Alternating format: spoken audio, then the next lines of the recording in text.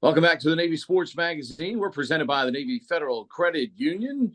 Pleased to shine the light on Navy men's rugby this week with the man that is the right arm to Gavin Hickey and helping this program remain very successful so far. They've moved up to the varsity level with no problem at all. James Willocks, the assistant director of rugby, joins us right now. James, with your background, I mean, you can be doing just about anything in this sport.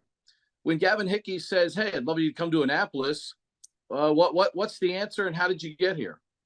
Yeah, that's a good question. Obviously, Coach Hickey and myself with a relationship that goes back a few years. We joke that I've been with Gav longer than I've been with my wife.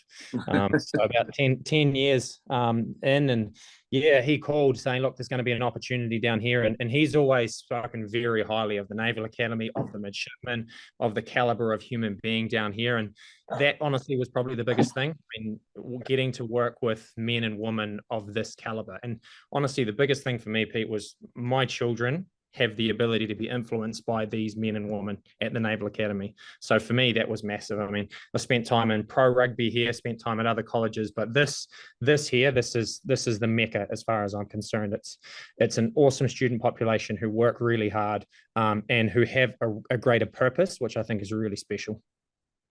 When you go out and you are trying to sell that now to student athletes, what's it like to be able to offer not only that kind of education, but you're literally offering student athletes the ability to have a career and a life, so to speak, when you look at the enormity of the whole program?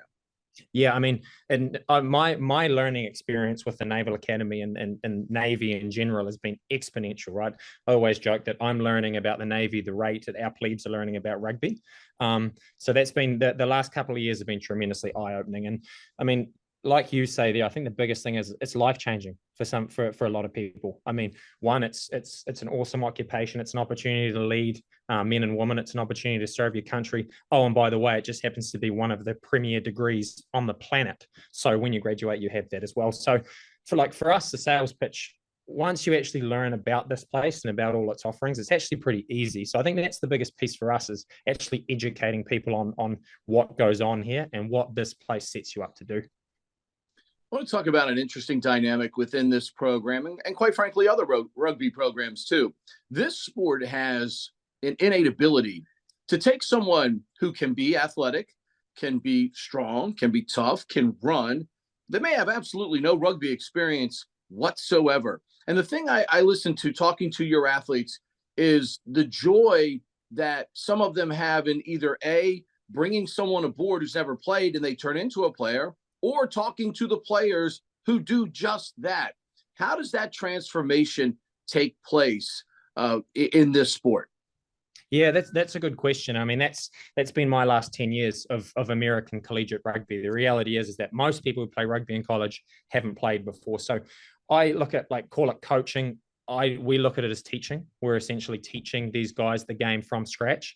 And obviously now we're in a position we're getting recruits. That's starting to change. That dynamic's changing. But it's tremendously exciting. And I think just given this population, they have the opportunity to learn something new and thrive at something new. And we get a lot of crossover athletes, right? We get a lot of football players. And it's very easy to sell a football player who's either being lineman or on defense. And you get to carry the ball and their eyes light up and they're over the moon. And by the way, you get to tackle people as well. So yeah, we just, and probably the environment, Pete, to be honest, that we try and create here as well. I mean, it's as brainless as we may seem at times, it is actually a thinking man's game. So that's big for us too, is actually understanding the whys and the hows. And if we can educate our midshipmen on how to do that, then they tend to pick the game up pretty quickly. This is a unique sport. It's a unique culture, particularly at Navy, the brotherhood that exists back through so many years of men that have competed here with this program. But as it's transformed to the varsity level, the success that you all are having is uncanny. I mean, at some point, knock on wood, there might be a challenge somewhere down the road. Why has this program been able to hit the ground running at the varsity level and certainly accepting the target that comes on your back when you win a national championship in year one?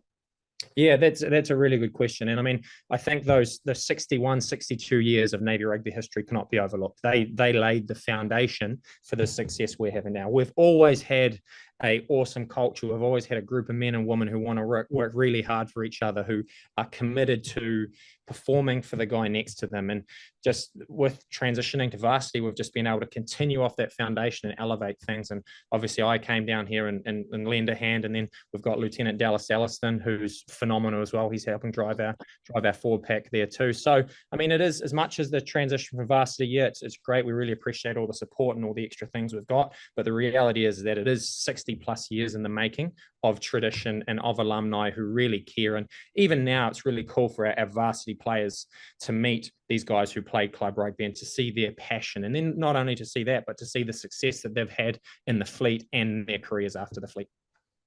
You had to replace the best player in the sport last season. How has this team created its own identity in doing so?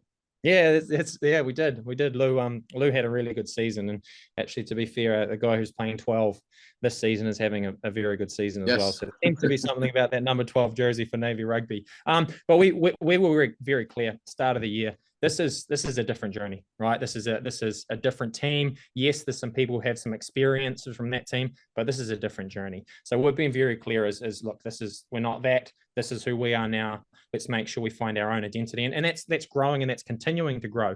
And obviously with one game left this fall, we've had a relative amount of success so far. And hopefully we can continue that to Friday and then transition that into the spring moving forward.